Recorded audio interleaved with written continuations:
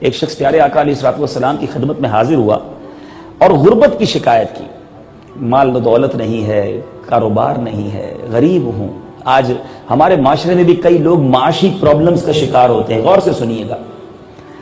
تو نبی پاک علیہ الصلوۃ والسلام نے کیا فرمایا؟ جب تو اپنے گھر میں داخل ہو تو سلام کیا کرو، خواہ کوئی شخص ہو یا نہ ہو، اور ثم سلم علیہ، پھر مجھ پر سلام پیش کیا کرو، وَاقرأ قُلْ هُوَ اللَّهُ أَحَدٌ مَرَّةً وَاحِدَةً، پھر ایک مرتبہ سورہ قل هو اللہ احد، سورہ اخلاص پوری پڑھ لیا کرو۔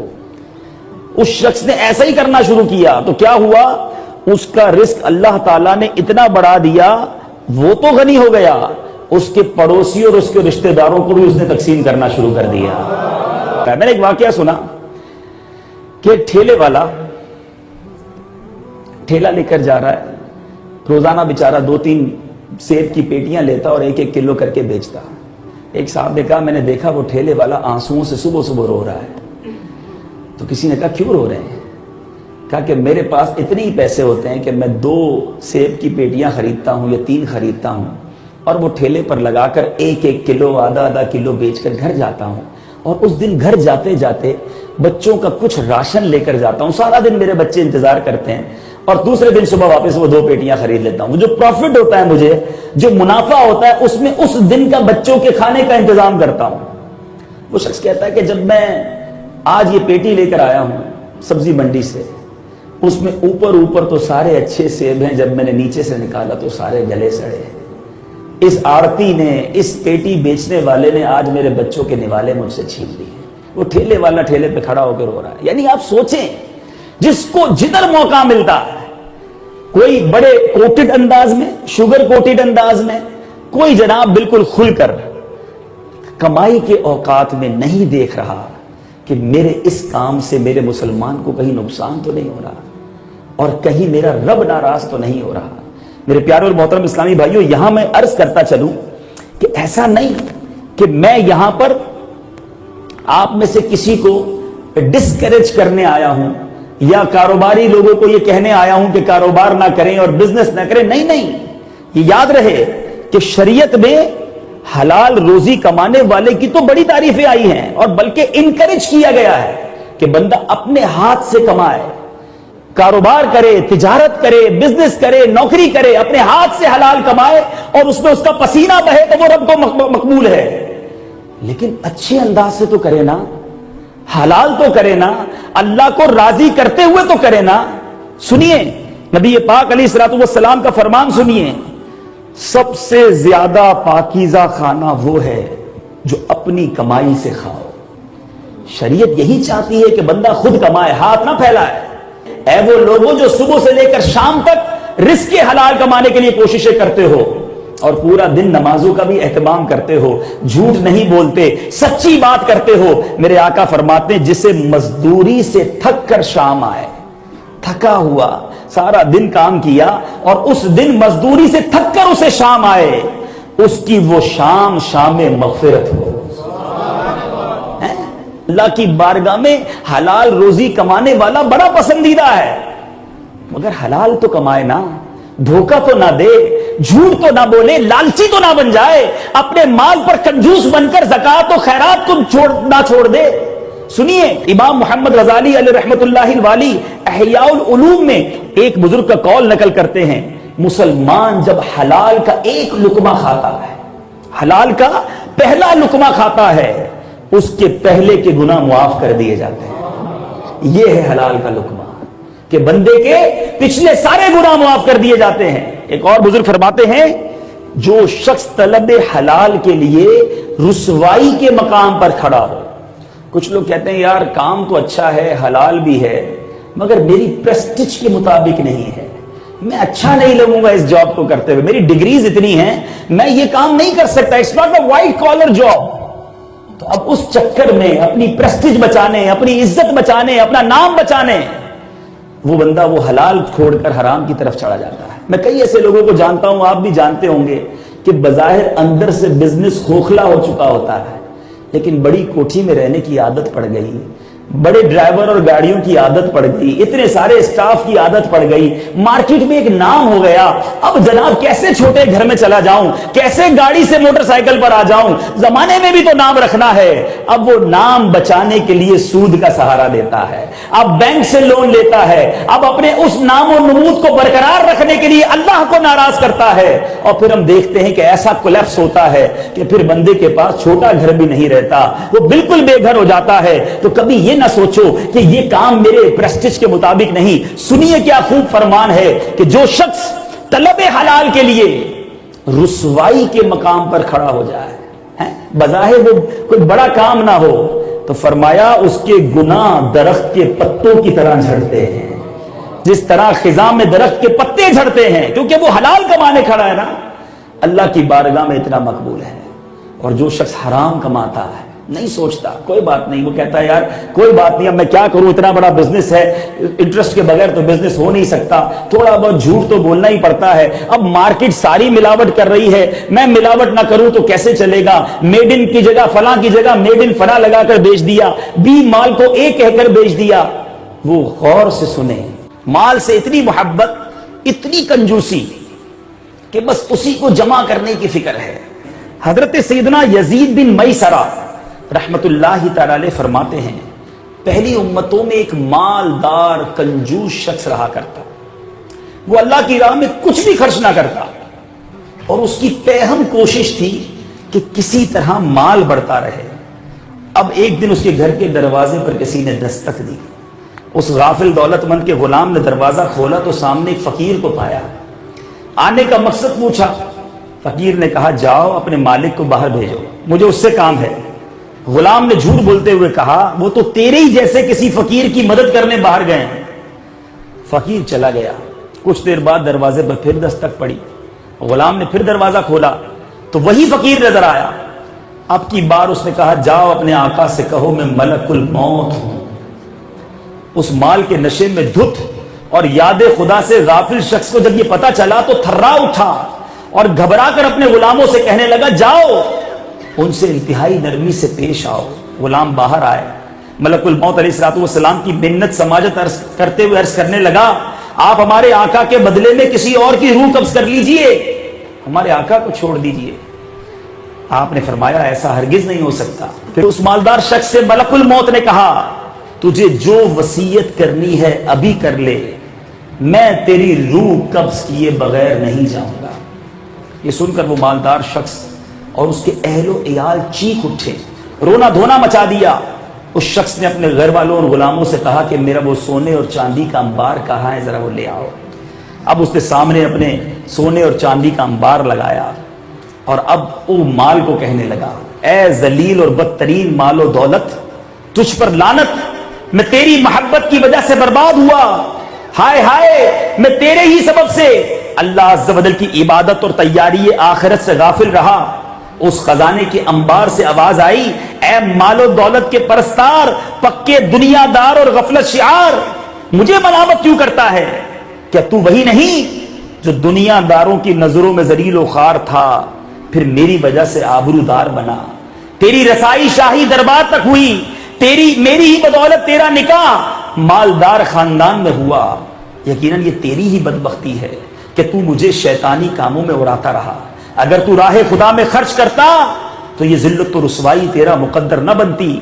بتا کیا برے کاموں میں خرچ کرنے اور نیک کاموں میں صرف نہ کرنے کا مشورہ میں نے لیا تھا؟ نہیں, ہرگز نہیں. تجھے پیش آنے والی تمام تر تباہی کا ذمہ دار تو خود ہے. دولت دنیا کے پیچھے تو نہ جا, دولت دنیا کے پیچھے تو نہ جا, آخرت میں مال کا ہے کام کیا, مال دنیا دو جہاں میں ہے وبال, کام آئے گا نہ پیش ذوالجلال.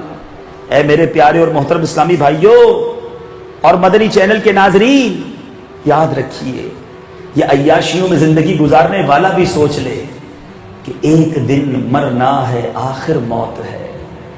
کر لے جو کرنا ہے, آخر موت ہے. اے میرے پیارے اور محترم اسلامی بھائیوں, خوش نصیب ہوتے ہیں وہ لوگ جو راہ خدا میں خرچ کرتے ہیں, کنجوسی نہیں کرتے. اور یاد رکھیے جو بخل ہے نا وہ اللہ کو بڑا ناپسند ہے. میرے آقا مدینے والے مصطفیٰ صلی اللہ تعالی علیہ وسلم کی بڑی پیاری حدیث پاک عن ابی ہریرہ قال قال رسول اللہ صلی اللہ تعالی علیہ وسلم السخی قریب من اللہ. سخی تین چیزوں کے قریب ہوتا ہے اور ایک چیز کے دور ہوتا ہے. کس کے قریب ہوتا ہے؟ قریب من اللہ, اللہ کے قریب ہوتا ہے. قریب من الجنہ, جنت کے قریب ہوتا ہے. قریب من الناس, لوگوں کے بھی قریب ہوتا ہے, لوگوں کو بھی اچھا لگتا ہے جو اللہ کی راہ میں خرچ کرتا ہے. اور بعید من النار, سخی بعید ہوتا ہے, دور ہوتا ہے, مگر جہنم سے دور ہوتا ہے. اور بخیل, کنجوس, اسٹنجی جس کو کہا جاتا ہے, اس کے بارے میں کیا فرمایا؟ والبخیل بعید من اللہ, اللہ سے دور ہوتا ہے. بعید من الجنہ, جنت سے بھی دور ہوتا ہے. بعید من الناس, لوگ بھی اس سے بھاگ جاتے ہیں جو کنجوس ہوتا ہے. قریب من النار, قریب ہوتا ہے مگر وہ جہنم سے قریب ہوتا ہے. والجاہل سخی احب الی اللہ من عابد بخیل. سنیے, ایک جاہل ہو شخص لیکن اگر وہ سخی ہے, اللہ کی راہ میں خرچ کرنے والا ہے, تو اس کے بارے میں آتا ہے کہ وہ اللہ کی بارگاہ میں عبادت گزار بخیل سے زیادہ پسندیدہ ہے. روزے رکھنے والا, عبادت کرنے والا, مگر خرچ نہیں کرتا, نہیں دیتا کسی کو. ذرا تعریف بھی سن لیں. اس کی 4 کیٹیگری بنتی ہیں. ایک ہے شوہ. یہ ایک ایسی میرے پیارے اسلامی بھائیوں عادت ہے کہ بندہ نہ اپنے اوپر خرچ کرے نہ کسی اور پر خرچ کرے. ایسے بھی دیکھے ہم نے کہ بڑا پیسہ نہ اپنی ذات پر خرچ کرتے ہیں, نہ اپنے بچوں پر خرچ کرتے ہیں, نہ کسی غریب کی مدد کرتے ہیں. پھر ایسے لوگوں کے لیے بچے بھی دعا کرتے ہیں کہ کب والد جائے دنیا سے تو پھر ہم کچھ خرچ کریں. دوسرا ہوتا ہے بخیل, کنجوس, جس کے بارے میں بھی ہم نے سنا. اس کی معنی یہ ہے کہ بندہ اپنے پر تو خرچ کرے, کسی اور پر خرچ نہ کرے. سخی کون ہوتا ہے؟ جو اپنے پر بھی خرچ کرے, دوسروں پر بھی خرچ کرے. اور جواد, اللہ اللہ, یہ اس سے اوپر کی کیٹیگری ہے کہ بندہ خود پر خرچ نہ کرے, دوسروں پر خرچ کرے. یعنی اپنی ضرورت کو ختم کر دے, نہ ہو پھر بھی دوسروں پر خرچ کرے. میرے آقا علیہ الصلوۃ والسلام وہ جواد ہیں کہ میرے آقا نعمتیں بانٹتے, لوگ آتے لیتے جاتے, بانٹتے جاتے لیتے جاتے. پھر ایک وقت آتا کہ نبی پاک علیہ الصلوۃ والسلام کے پاس ظاہری نعمت ختم ہو جاتی, ہاتھ میں کچھ نہ ہوتا. پھر کوئی غریب آ جاتا, پھر کوئی منگتا آ جاتا. تو میرے آقا فرماتے ایسا کرو, فلاں دکان پہ جاؤ, اس سے خرید لو میرے نام پر, میرے اوپر قرض ڈال دو, میں جب مال آئے گا تو اپنا قرض لوٹا دوں گا. واہ کیا جود و کرم ہے شہ بطحا تیرا. اعلیٰ حضرت جبھی تو لکھتے ہیں نا, واہ کیا جود و کرم ہے شہ بطحا تیرا, نہیں سنتا ہی نہیں مانگنے والا تیرا. تو یہ میرے پیارے اسلام بھائیو, اللہ کو پسند وہ ہے جو خرچ کرے راہ خدا میں. مال کس نے دیا؟ اللہ نے دیا نا. پھر کنجوسی کس بات کی؟ دینے والا رب. میں تو پیسے لے کے پیدا نہیں ہوا تھا, مال دیا, صورت دی, جو کچھ دیا, آج شہرت دی, اسٹیٹس دیا, مرتبہ دیا, وہ رب نے دیا. تو بندہ پھر کیوں اس کو اپنے قبضے میں رکھنے کی کوشش کرتا ہے؟ خرچ کرو, اللہ اور عطا فرمائے گا. اے میرے پیارے اور محترم اسلامی بھائیوں, اسی طرح میرے آقا علیہ الصلوۃ والسلام فرماتے ہیں خصلتان لا تجتمعان فی مومن. 2 ایسی خصلتیں ہیں, 2 ایسی عادتیں ہیں جو مومن میں جمع نہیں ہو سکتی. فرمایا البخل وسوء الخلق, یعنی کنجوسی اور بدخلقی, وہ کسی مومن میں جمع نہیں ہو سکتی. اب سوچے وہ شخص جو کنجوس ہے, جس کا دل ہی نہیں چلتا, خرچ کرتا ہے طبیعت خراب ہو جاتی ہے. ایسا نہیں ہونا چاہیے. اچھا ایک اور بات کہہ دوں, اللہ کی راہ میں خرچ کرنا ہو, عبادت کرنا ہو, یہ خوش خلقی کے ساتھ, خوشی کے ساتھ کرنی چاہیے. کچھ لوگ کہتے ہیں ارے بھائی رمضان آ گیا, 1 سال ہو گیا, پھر زکوٰۃ دینی پڑے گی, بوجھ سمجھ کر, اوئے ہوئے ہوئے اب زکوٰۃ نکالنی پڑے گی. اوہو رمضان آ گیا, اب 30 روزے رکھنے پڑیں گے, 20 تراویح بھی روز پڑھنی پڑے گی. اب یہ اللہ کی عبادت ہو رہی ہے اور بوجھ سمجھ کر ہو رہی ہے. ایسا کبھی نہیں ہونا چاہیے. بندہ سوچے کہ میرے رب نے مجھے دینے والا بنایا, مانگنے والا نہیں بنایا. آج آپ کے دروازے پر آ کر کوئی مانگتا ہے، آپ کی گاڑی کا شیشہ کھٹکھٹاتا ہے، آپ ونڈو نیچے کرتے، کوئی بیچارہ آپ کا بھائی مانگ رہا ہوتا ہے، ارے میں بھی تو وہاں ہو سکتا تھا۔ بندہ اللہ کا شکر ادا کرے، آنکھوں میں آنسو آ جائیں، میرے مولا تیرا احسان کہ تو نے مجھے اتنا مال دیا کہ آج میں غریب کو دے رہا ہوں۔ دے اور اللہ کا شکر ادا کرے۔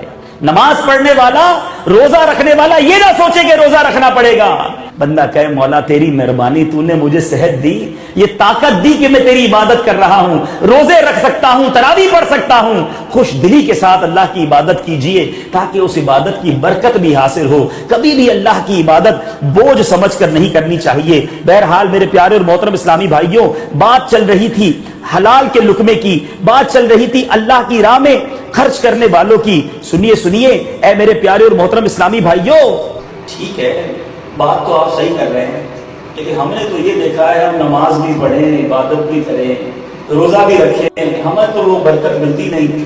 فلاں آدمی سارے گناہ کرتا ہے، کوئی برائی چھوڑتا نہیں، اس کا کاروبار بڑھتے ہی جا رہا ہے، کوٹھیاں بڑھتی جا رہی، بنگلے بڑھتے جا رہے ہیں، فیکٹریاں بڑھتی جا رہی، ایک ٹائم کی نماز پڑھتا نہیں۔ تو ہم جناب حلال کماتے ہیں، ہمیں تھوڑا ملتا ہے، وہ حرام کماتا ہے، بڑھتا جا رہا ہے۔ ایسا ہی سوال حضرت موسیٰ علیہ السلام کی ایک امتی نے آپ سے کیا تھا۔ بنی اسرائیل میں گناہگار شخص تھا، جو اس کے گناہوں کا سلسلہ بڑھتا جاتا، اللہ عز و جل اس پر اپنا رزق اور احسان بھی بڑھاتا جاتا۔ جب اس نے حضرت سیدنا موسیٰ علیہ السلام سے گناہوں اور برائیوں میں ملوث رہنے کے عذابوں کے بارے میں سنا تو اس نے کہا اے موسیٰ، میرا رب عز و جل کیا چاہتا ہے؟ کیونکہ میں جب بھی گناہوں میں زیادتی کرتا ہوں وہ مجھے مزید اپنا فضل و کرم عطا فرما دیتا ہے۔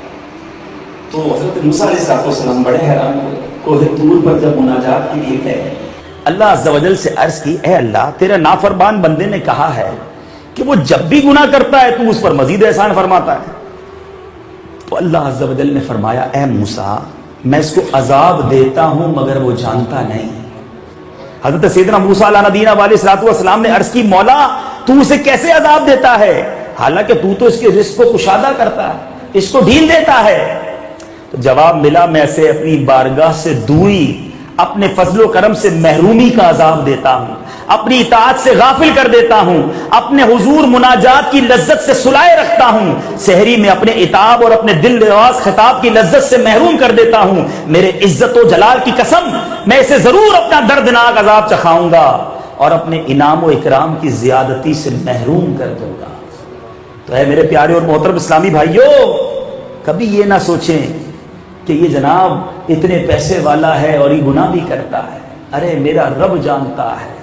سنیے سنیے، امیر اہل سنت کی بڑی مایاناز کتاب 1548 صفحات پر مشتمل فیضان سنت جلد اول صفحہ 682 پر ہے، صحت کی نعمت اور دولت کی کثرت اکثر مبتلائے معصیت کر دیتی ہے، لہٰذا جو حسین و شاندار، خوب جاندار یا زبردست مالدار یا صاحب اقتدار ہو، اس کو خدائے علیم و خبیر کی خفیہ تدبیر سے بہت زیادہ ڈرنے کی ضرورت ہے، جیسا کہ حضرت سیدنا حسن بصری علیہ رحمت اللہ کبھی فرماتے ہیں جس شخص پر اللہ عز و جل دنیا میں روزی میں خوب کثرت، فرما بردار اولاد کی نعمت، مال و دولت، حسین صورت، اچھی صحت، منصب و وجاہت، عہدہ و وزارت یا صدارت یا حکومت وغیرہ کے ذریعے فراخی کرے، مگر اسے یہ اندیشہ نہ ہو کہ کہیں یہ آسائشیں اللہ عز و جل کی خفیہ تدبیر تو نہیں، تو ایسا شخص اللہ عز و جل کی خفیہ تدبیر سے غافل ہے۔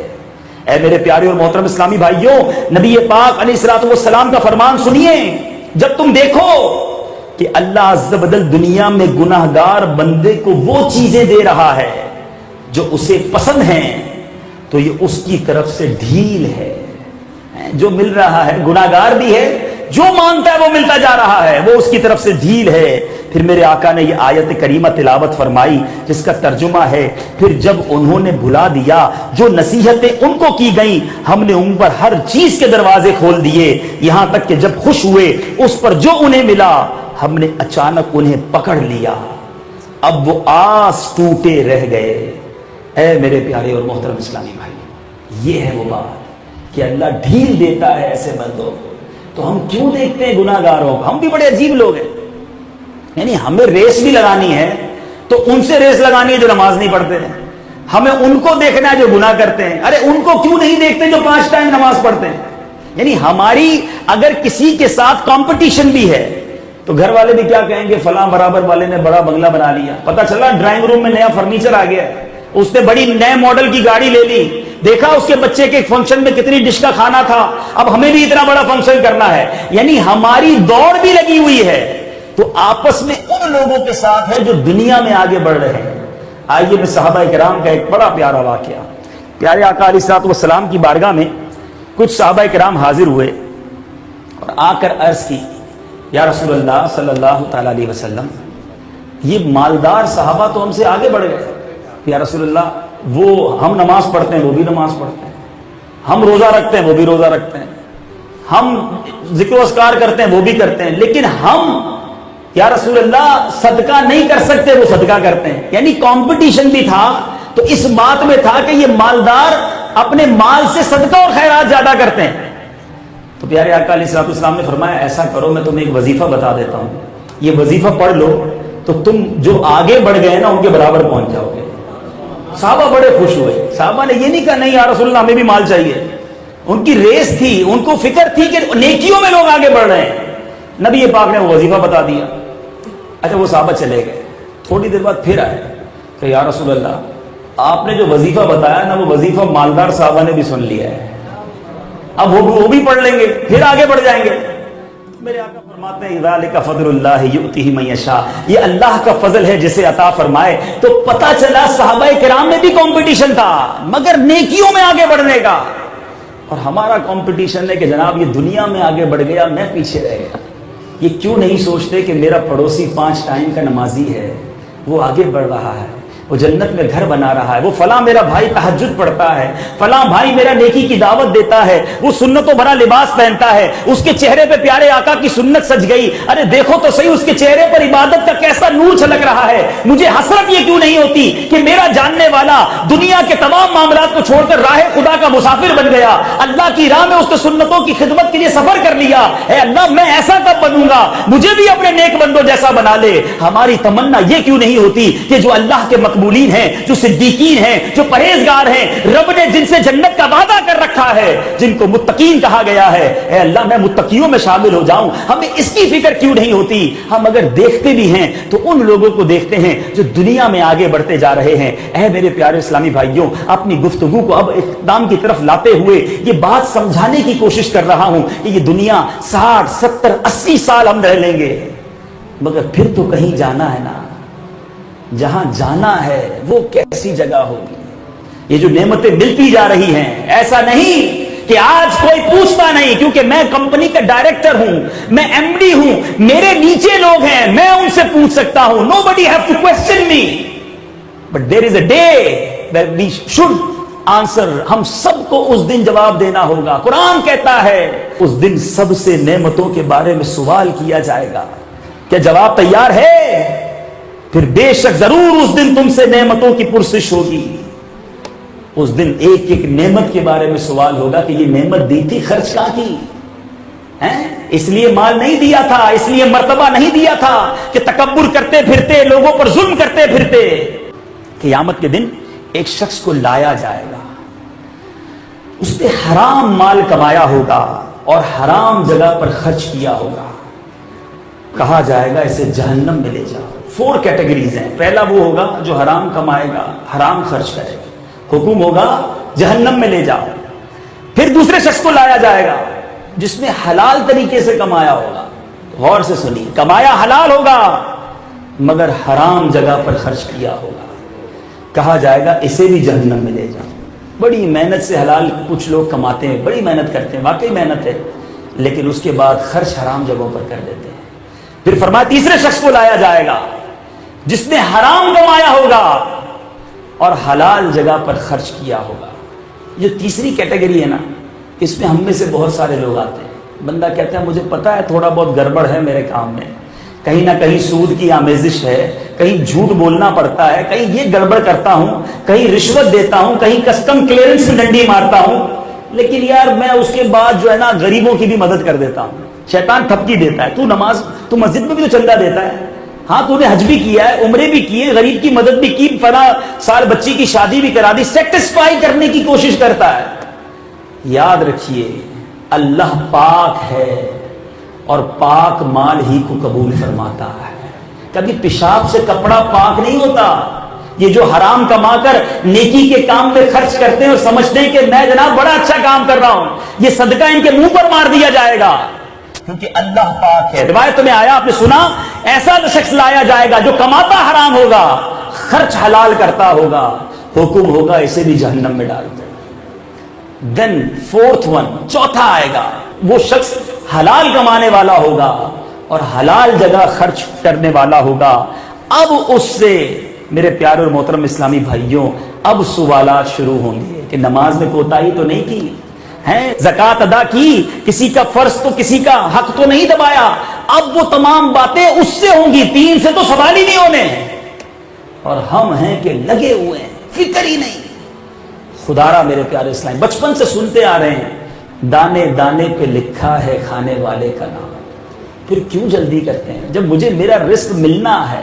رب کا وعدہ ہے, جی ہاں آپ کا میرا رزق جب تک پورا نہیں ہوگا ہم دنیا سے نہیں جائیں گے. لیکن بندے کو چین نہیں آتا کہ کسی طرح میں جلدی کما لوں, حرام کما لوں. اے میرے پیارے اور محترم اسلامی بھائیوں, آج کے اس اجتماع میں یہی میسج دینے آیا کہ خدارا اس دنیا میں رہ کر آخرت کی تیاری کیجیے. آپ کا گھر بڑا اچھا بن گیا ہوگا, ہوا بھی آتی ہوگی, آج کل لائٹ جاتی ہے تو آپ نے اس میں UPS بھی لگا لیا ہوگا, سردیوں میں آپ کے پاس ہیٹر بھی ہوگا. لیکن کبھی سوچا میں اس گھر میں کتنے سال رہوں گا؟ 60 سال, 70 سال, 80 سال, ماں باپ کی دعا لگ گئی تو 100 سال, پھر تو جانا ہے نا. اور جہاں جانا ہے وہ کہاں جانا ہے؟ میں ایک سوال کرنا چاہتا ہوں اپنے آپ سے بھی اور آپ سب سے بھی. ہم اس بات کو تو مانتے ہیں نا کہ کبھی بھی مر سکتے ہیں, آج بھی میرا انتقال ہو سکتا ہے, اٹس پاسبل. ہے کوئی جس کے پاس صبح تک زندہ رہنے کی گارنٹی ہو؟ نہیں ہے آپ کے پاس, کسی کے پاس نہیں ہے. آگاہ اپنی موت سے کوئی بشر نہیں, سامان 100 برس کا ہے, پل کی خبر نہیں. جب پل کی خبر نہیں ہے تو پھر توبہ کل پہ کیوں ڈالتے ہو؟ اگر آج میں یا آپ میں سے کوئی قبر میں چلا گیا, کیا جنت کا باغ ہوگی قبر؟ اپنے آپ سے پوچھ. پیچھے جو زندگی گزار کر اب تک پہنچا ہوں یہاں تک, واقعی ایسے کام کر لیے ہیں کہ رب راضی ہے, بڑی نیکیاں ہو گئی, حلال کمایا, گناہ نہیں, اللہ راضی ہے مجھ سے, پھر تو کوئی بات نہیں. اور اگر دل سے یہ جواب آ رہا ہے کہ نہیں ابھی نہیں مرنا, ابھی توبہ کرنی ہے, ابھی نیکیاں کرنی ہیں, ابھی اللہ کو راضی کرنا ہے, جب دل سے یہ جواب آ رہا ہے تو پھر انتظار کس بات کا ہے؟ ملک الموت علی نبینا علیہ الصلوۃ والسلام جب آئیں گے تو آپ روک نہیں سکیں گے کہ رکیں, میں نے توبہ کرنی ہے, میں نے داڑھی رکھنی تھی لیکن نیت کی تھی بوڑھا ہو کے رکھوں گا, میں نے حرام روزی کما رہا تھا, مجھے پتا تھا, لیکن میں نے سوچا تھا کہ 2-5 سال میں تھوڑا بینک بیلنس بنا لوں پھر ختم کر دوں گا, آپ جلدی آ گئے. اس وقت کوئی اتھارٹی نہیں ہوگی ہمارے پاس, اس وقت جانا پڑے گا اور پھر قبر میں جا کر اپنی کرنی کا پھل بھگتنا پڑے گا. سیدنا عثمان غنی رضی اللہ عنہ کے بارے میں آتا ہے میرے پیارے اسلامی بھائیوں کہ آپ کے سامنے جب حشر کی بات ہوتی, پل صراط کی بات ہوتی, میزان کی بات ہوتی, تو آپ اتنا نہ روتے, مگر جب قبر کا تذکرہ ہوتا تو زارو زار روتے, اتنا روتے کہ آپ کی داڑھی تر ہو جاتی. یہ کون تھے؟ یہ ذوالنورین تھے جن کو جنت میرے آقا نے 2 بار عطا فرمائی.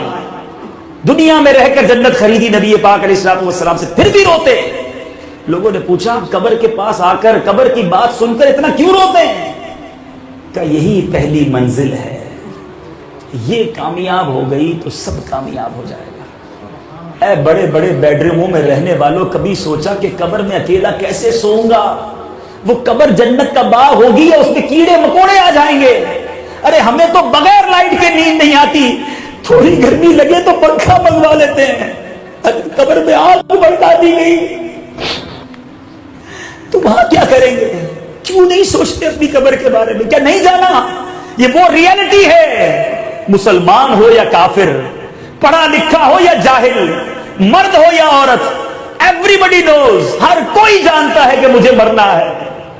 ایک دن مرنا ہے آخر موت ہے، کر لے جو کرنا ہے آخر موت ہے۔ الموت قدح کل نفس شاربوہا، موت ایک ایسا جام ہے جو ہر کسی نے پینا ہے۔ الموت باب کل نفس داخلوہا، موت ایک ایسا دروازہ ہے جس سے ہر کسی نے گزرنا ہے۔ سوچئے میرے پیارے اسلامی، کیا تیاری کی ہے ہم نے۔ آج آپ کے پاس آپ کے اسلامی بھائی آپ کی قبر روشن کرنے کی فکر لے کر آئے ہیں۔ جو میرا بھائی نماز نہیں پڑھتا، جو میرا بھائی اپنی آنکھوں کو حرام سے بھرتا ہے، بے حیائی کے کام کرتا ہے، فلمیں ڈرامے دیکھتا ہے، گانے باجے سنتا ہے، بے حیا عورتوں سے دوستیاں لگاتا ہے، جو میرا بھائی حرام روزی کماتا ہے، جو معاذ اللہ شراب پیتا ہے، کر لے توبہ۔ میرے رب کی رحمت کے دروازے بہت بڑے ہیں۔ میرا رب 70 سال اگر کوئی گناہ کرتا رہے اور سچی توبہ کرے، وہ پچھلے سارے گناہ معاف کر دیتا ہے۔ وہ بڑا کریم ہے، بس بندہ توبہ کرنے والا تو بنے، وہ ایک قدم تو بڑھائے اس کی طرف، اس کی رحمت کی طرف۔ آئیے، یہی دعوت اسلامی کا میسج ہے۔ آج ایک پکی نیت میرے سارے کاروباری اسلامی بھائی کریں کہ آج کے بعد کچھ بھی ہو جائے، لاس ہوگا، بظاہر پیسے کم ہو جائیں گے، آپ کی سیل کم ہو جائے گی، آپ کا ہو سکتا ہے مارکیٹ میں آپ کی پروڈکٹ شروع میں کوئی نہیں خریدے گا، آپ دل بڑا کر لو، نیت کر لو کہ آج کے بعد 1 روپیہ بھی حرام کا نہیں کماؤں گا۔ واقعی آپ یہ ہمت کرو، نیت کرو، پھر دیکھو رب کیسے غیب سے رزق کے دروازے کھولتا ہے۔ اسلام میں ملتے ہیں، کہتے ہیں یار ہم جناب یہ چھوڑ دیں گے تو کاروبار کا کیا ہوگا، بچوں کا کیا ہوگا، چلتا بزنس خراب ہو جائے گا۔ میرے ایک سوال کا جواب دے دیجئے، آپ اللہ کی نافرمانی کر کے بزنس کر رہے ہیں، آپ کو مل رہا ہے، کیا فرما برداری کرو گے تو رب روک لے گا؟ ہیں؟ رزاق کون ہے؟ دینے والا کون ہے؟ رحمتیں برسانے والا کون ہے؟ مشکلیں حل کرنے والا کون ہے؟ صحت و عافیت دینے والا کون ہے؟ ارے وہی تو ہے جس کے در سے ہم پلتے ہیں۔ میں اسی کو تو خوش کرنے چلا ہوں، میں اسی کی طرف تو قدم بڑھا رہا ہوں۔ یہ کیسے ممکن ہے کہ میں چلوں اس کی طرف اور مجھ پر رزق کے دروازے بند ہو جائیں؟ ارے آپ چلو تو صحیح، آپ ہمت تو کرو، آپ چھوڑو تو صحیح حرام کو، پھر دیکھو وہ رزاق کیسے رزق کے دروازے کھولتا ہے، کیسے غیب کے در کھلتے ہیں۔ آپ اپنے دل میں پیس، سکون محسوس شروع کر دیں گے، آپ کی بیماریاں دور ہونا شروع ہو جائیں گی، آپ کے گھر میں جو بے برکتیاں ہیں، جو ٹینشن ہیں، جو پرابلم ہیں، آپ اللہ کی رحمت کی طرف قدم بڑھاؤ، آپ کے وہ پرابلم ختم ہو جائیں گے۔ اے میرے پیارے اور محترم اسلامی بھائیوں، ہماری عبادتیں اور ہماری دعائیں قبول ہونا شروع ہو جائیں گی۔ تو آج پکی زوردار نعرہ لگائیں کہ آج کے بعد حرام روزی نہیں کمائیں گے، آج کے بعد ہماری کوئی نماز قضا نہیں ہوگی، رمضان کے پورے روزے رکھیں گے، فلمیں ڈرامے نہیں دیکھیں گے، گانے باجے نہیں سنیں گے۔ دیکھیں کہیں تو یو ٹرن لینا ہوگا نا۔ بندہ میں سمجھتا ہوں آپ میں سے کئی ہوں گے جو یہ سوچ رہے ہوں گے کہ یار بات تو ٹھیک ہے لیکن ابھی نہیں کرنا ہے، یہ سب ابھی نہیں، ایک وقت آئے گا جہاں سے میں نے یو ٹرن لینا ہے۔ قبر میں جانے سے پہلے میں جانتا ہوں ہر کسی کی نیت ہوگی میں داڑھی بھی رکھ لوں گا، میں نمازی بھی بن جاؤں گا، بیفور گوئنگ ان گریو ہے، سب کی نیت ہے نا۔ داڑھی کون نیت کرتا ہے میں داڑھی لے کر قبر میں جاؤں گا؟ سارے نیت کرتے ہیں۔ اب یہ بتا دے قبر میں کب جائیں گے، تو یہ تو پتہ ہی نہیں، تو پھر انتظار کس بات کا ہے؟ تو آقا کی سنت سجائیں، نمازوں کی پابندی کرے، حرام روزی کو چھوڑے، اور یہ ساری باتیں it's become very easier if you get the environment like that۔ ہاں مشکل ہوتا ہے اس جگہ پر کہ جہاں environment ایسا نہیں ہوتا۔ ہمارے دوست ہی ایسے ہیں کہ ہم نماز پڑھے تو مذاق اڑاتے ہیں، تھوڑا سا مذہبی کی طرف جائے تو کیا ملا بن گیا ہے۔ تو ایسے دوستوں کی ضرورت کیا ہے؟ کہ مرنے کے بعد آپ کے دوست یہ انٹرنیٹ کی ویب سائٹس کھول کر آپ کو اصالے ثواب کریں گے۔ دوست وہ ہونے چاہیے جو قرآن پڑھنے والے ہوں، میں مر جاؤں تو مجھے قرآن پڑھ کر تحفہ بھیجیں، نماز پڑھ کر تحفہ بھیجیں۔ ایسے دوستوں کو کیا فائدہ کہ میں مر جاؤں تو جنازہ پڑھنے بھی نہیں آتا ہوں۔ ارے دوست وہ ہونے چاہیے جو میری قبر پر بیٹھ کر مجھے قرآن سنائیں، مجھے کچھ نعتیں سنائیں، میرے آقا کا کچھ ذکر سنائیں، میں قبر میں تنہا ہو جاؤں تو مجھے یاد کریں اور ثواب کے تحفے بھجوائیں۔ دوست وہ ہوتا ہے۔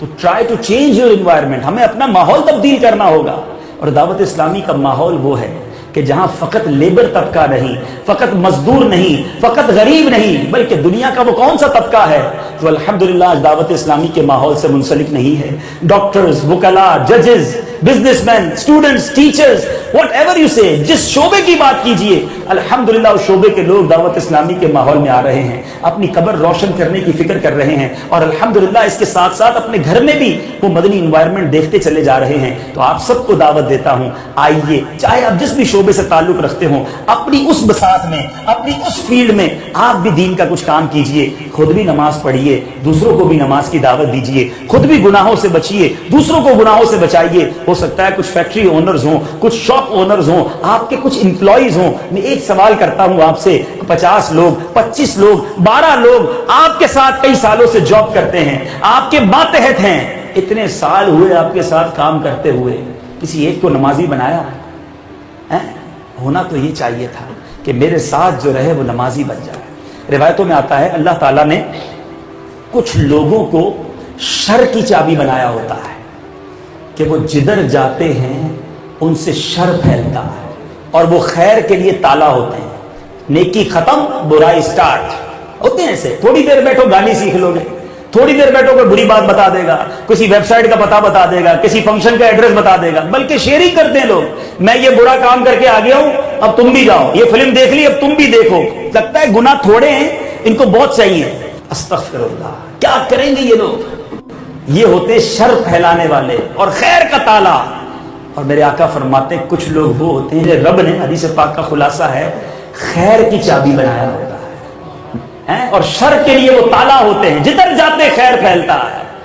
اللہ سے ہمیشہ یہ دعا مانگنا کہ میرے مولا میری ذات سے ہمیشہ خیر پھیلتی رہے، میں جدھر جاؤں نیکی پھیلتی رہے، مجھ سے کسی کو تکلیف نہ ہو، میرے مولا کوئی ایسا کام نہ کر جاؤں کہ میرے لیے گناہ جاریہ کا سبب بن جائے، لوگ کرتے رہیں اور میں قبر میں مار کھاتا رہوں۔ اے میرے مالک ایسا کام لے لے کہ میں رہوں نہ رہوں، مجھے ثواب کے تحفے پہنچتے رہیں، خیر کا کام ہوتا رہے۔ تو آؤ اس مدنی ماحول میں جوائن کیجئے دعوت اسلامی کو، اور اگر آپ واقعی آج یہ نیت کر رہے ہیں کہ I have to change myself، مجھے تبدیل ہونا ہے، تو میرا مشورہ ہے آپ سے، دیر نہ کریں، مدنی قافلے میں سفر کریں، جتنا آپ وقت دے سکتے ہیں، 3 دن، 12 دن، اللہ توفیق دے 30 دن، تھوڑے دنوں کے لیے دنیا سے نکلو گے نا، 3 دن اللہ کے گھر میں مہمان بن جاؤ گے، پھر دیکھیں کیسا زنگ دور ہوتا ہے، کیسے آنسو بہتے ہیں، کیسا دل لگتا ہے، اور پھر انشاءاللہ پلٹ کے آئیں گے تو نیکیوں بھری زندگی گزاریں گے۔